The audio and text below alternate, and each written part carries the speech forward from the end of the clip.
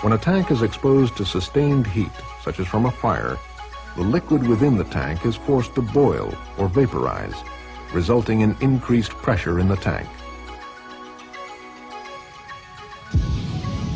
To prevent overstressing the tank, the relief device activates, venting the excess pressure. As pressure decreases in the tank, the valve begins to close. With continued heating, pressure again builds, causing the relief valve to reopen.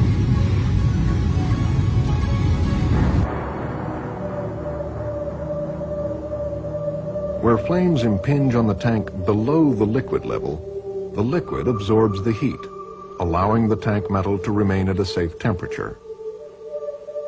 With continued relief valve operation, the liquid level drops, exposing a greater area of the tank to the effects of heating. With the flames impinging on the vapor space of the tank, the temperature of the tank metal, uncooled by liquid, rises. At some point, due to the vapor pressure from within, the tank metal begins to weaken, stretch, and eventually tear. As the tank comes apart, large quantities of both liquid and vapor are released in a powerful explosion.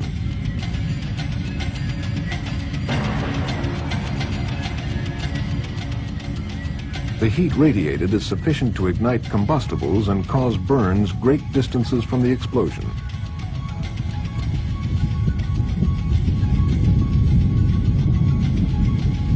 Tank sections containing rapidly igniting fuel can become flying missiles, traveling great distances, causing secondary fires and other damage.